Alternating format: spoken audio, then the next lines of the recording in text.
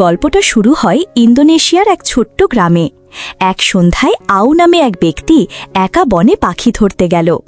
শিকার টানতে সে বারবার শীষ দিতে লাগল। কিছুক্ষণ খোঁজাখুঁজির পর অবশেষে সে একটি সাদা কোয়েল দেখতে পেল। দ্বিধা না করে সে সেটি ধরে ঝুড়িতে রাখল এবং স্ত্রীকে সুসংবাদ দেওয়ার জন্য বাড়িতে ফোন করল। কিন্তু ফোন রাখার সাথে সাথেই আউ হঠাৎ কাছেই বাঁশির মতো এক শব্দ শুনতে পেল। ভয়ে সে দ্রুত ফিরে যেতে লাগল, কিন্তু অর্ধেক পথ যাওয়ার আগেই হঠাৎ কিছু একটা তার পা চেপে ধরে বনের গভীরে টেনে নিল। ভয়ে কাঁপতে থাকা লোকটি অনেক চেষ্টা করেও সাহায্যের জন্য ডাকতে পারল না।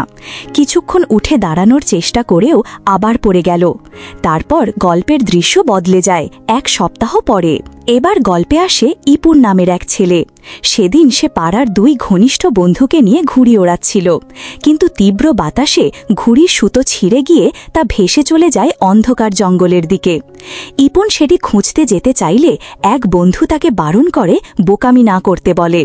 তখনই সূর্য ডুবে যায়, আর গ্রামে নিয়ম ছিল অন্ধকারের পর বনে যাওয়া সম্পূর্ণ নিষেধ, বিশেষ করে যেহেতু আউ নামের লোকটিকে কিছুদিন আগে বনে অচেতন অবস্থায় পাওয়া গিয়েছিল। সেই ঘটনার পর থেকে কেউ আর সেখানে পা রাখেনি। ঘুড়ি হারিয়ে ইপুনের মন খারাপ হলেও গ্রামে ফিরে আসা ছাড়া তার উপায় ছিল না। ইপুনের গ্রাম বাইরের জগৎ থেকে অনেকটাই আলাদা, আর এখানে একটি বিশেষ রীতি ছিল। প্রতিটি বাড়িতে অন্তত কয়েকটি কোয়েল রাখা হতো। গ্রামের লোকেরা বিশ্বাস করত কোয়েল শুধু সৌভাগ্য আনে না, মন্দ আত্মাকেও তাড়ায়। ইপুন একদিন দামু নামে এক প্রতিবেশীর বাড়িতে গেল। তখন মিস্টার দামু তার পাখিটিকে স্নান করাচ্ছিলেন, কারণ বার্ষিক গরম পাখি প্রতিযোগিতা সামনে, আর তার পাখি প্রতি বছরই প্রথম হতো। তাই তিনি এটিকে খুব যত্ন করতেন। কিন্তু ইপুন চলে যাওয়ার পর মিস্টার দামু ধীরে ধীরে বুঝতে পারলেন পাখিটা অনেকক্ষণ ধরে নড়ছে না এবং আসলে মৃত। তারপর ইপুন বাড়ি ফিরে দাদা লা নাংয়ের সঙ্গে দেখা করল। লা নাংও একজন পাখি সংগ্রাহক ছিলেন। ইপুনের আগ্রহ দেখে তিনি পেশাটি নাতির হাতে তুলে দেওয়ার কথা ভাবলেন। কথা বলার সময় ইপুন হঠাৎ শীষ দিয়ে ফেললে দাদি তাকে বকাঝকা করলেন। তিনি সতর্ক করে দিলেন সূর্যাস্তের পর কখনো শীষ দেওয়া যাবে না, কারণ এটা নিষেধ। এদিকে যে আউকে কিছুদিন আগে বনের মধ্যে অচেতন অবস্থায় পাওয়া গিয়েছিল, তাকে বাসায় ফিরিয়ে আনা হলেও সে আর জেগে ওঠেনি। শরীর স্থির, চোখ খোলা, কিন্তু কোনো প্রতিক্রিয়া নেই। তার স্ত্রী গুইজ এত দরিদ্র ছিলেন যে হাসপাতালে নেওয়ার সামর্থ্যও ছিল না। তাই তিনি কেবল অলৌকিক কিছু ঘটুক সেই প্রার্থনাই করতেন। সেই রাতে প্রতিবেশী মিস্টার দামু এখনও তার প্রিয় পাখির অস্বাভাবিক মৃত্যুর জন্য মন খারাপ করে বসেছিলেন। ঘরে বসে ধূমপান করছিলেন, তখন হঠাৎ দরজায় টোকা পড়ল। তিনি বাইরে বেরিয়ে কাউকে দেখতে পেলেন না, কিন্তু পেছনে ফিরতেই খাঁচার সব পাখি হঠাৎ অস্থির হয়ে লাফাতে লাগল আর ভয়ে কিচিরমিচির করতে থাকল। ঠিক তখনই মিস্টার দামু রান্নাঘর থেকে শব্দ পেলেন। ভেতরে ঢুকতেই হঠাৎ পুরো ঘর অন্ধকার হয়ে গেল। কিছু বুঝে ওঠার আগেই অন্ধকার থেকে এক কালো প্রাণী ছুটে এসে মুহূর্তে তাকে আক্রমণ করল। একই সময়ে আউয়ের বাড়ি পেয়ে তার শরীর হালকা নড়াচড়া শুরু করল।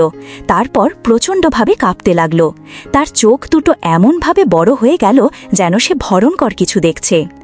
ইপুনের দাদা দাদির বাড়িতে ফিরে তারা গ্রামের অন্ধকার অতীত নিয়ে কথা বলছিলেন।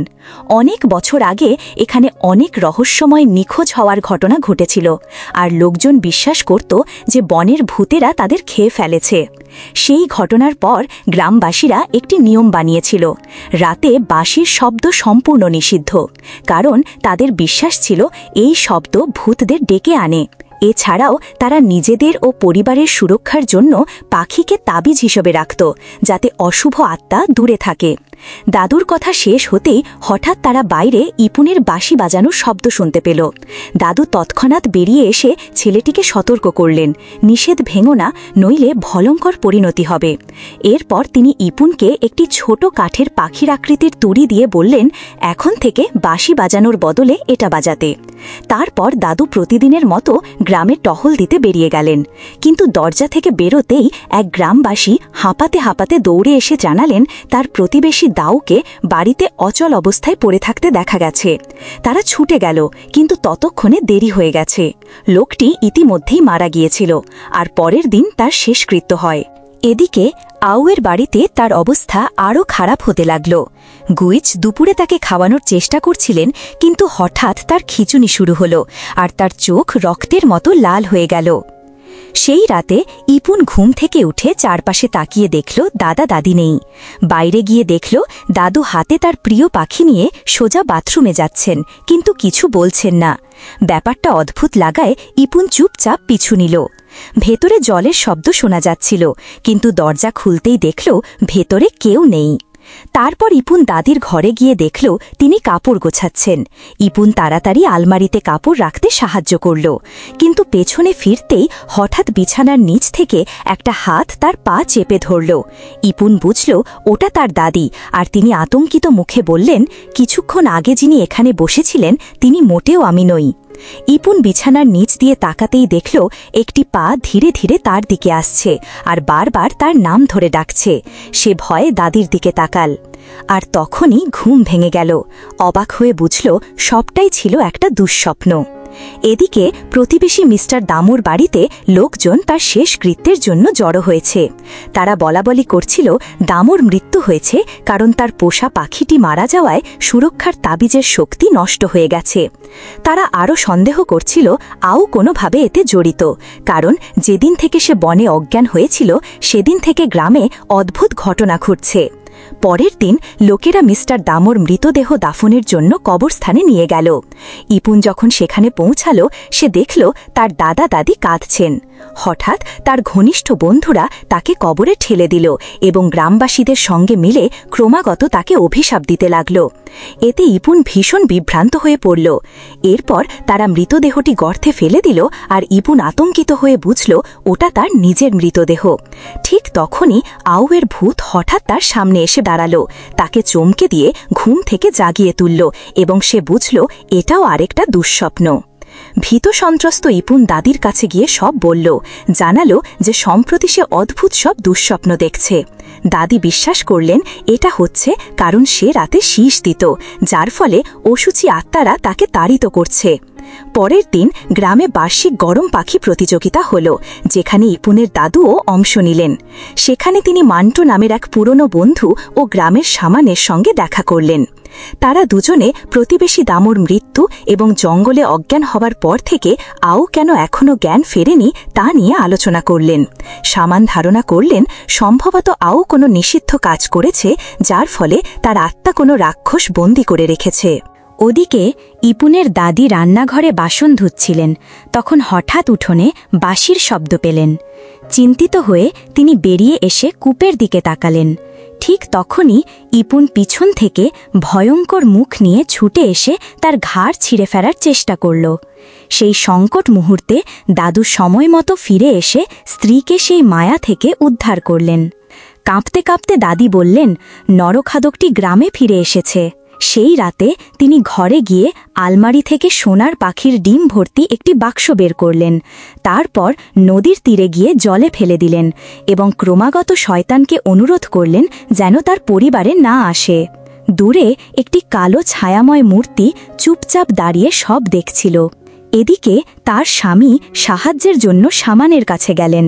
সামান দুটি পাখির খাঁচা বের করে চোখ বন্ধ করে ধ্যান শুরু করলেন। একটি আচার অনুষ্ঠান করলেন যাতে তার আত্মা পাতালে প্রবেশ করতে পারে। এরপর তিনি বনে প্রবেশ করলেন এবং সেখানে স্থির বসে থাকা আউয়ের ভূতকে দেখলেন। তিনি জিজ্ঞাসা করলেন কেন আউ সেখানে, কিন্তু আউ চুপ করে রইল। সামান কাছে যেতেই আউ হঠাৎ এগিয়ে এসে তাকে হুমকি দিল, ভয় দেখালো এবং বাধ্য করল যেন সে আতঙ্কে বাস্তব জগতে ফিরে যায়। সামান তখন বুঝলেন সব কিছুর পেছনে আউই আছে। সেদিন বনে ঢোকার সময় সে ভুলবশত নিষেধ ভেঙেছিল, আর তখনই রাক্ষস তাকে আক্রমণ করেছিল। তার আত্মা এখন বনে আটকা, আর পালানোর জন্য তাকে আরেকটি আত্মা দরকার। যদি 40 দিনের মধ্যে সে না পারে, তার আত্মা চিরতরে হারিয়ে যাবে। প্রথমে আউ প্রতিবেশী দামোকে টার্গেট করেছিল, কিন্তু অনুষ্ঠান শেষ হওয়ার আগেই দামো মারা যায়। তাই এখন সে নতুন টার্গেট বেছে নেওয়ার প্রস্তুতি নিচ্ছে। ইতিমধ্যে গুইচের বাড়িতে সে পাশের গ্রামের এক বিখ্যাত জাদুকরের সাহায্য চাইল। দেখা গেল তিনি পরিকল্পনাটি করেছিলেন। তিনি গুইচকে বললেন তিনি তার স্বামীর আত্মা ফিরিয়ে আনতে সাহায্য করবেন। তবে তাকে অপেক্ষা করতে হবে যতক্ষণ না সে সেই বিশেষ চিহ্ন দেখতে পায় যা জানাবে তার স্বামী কাকে টার্গেট করেছে।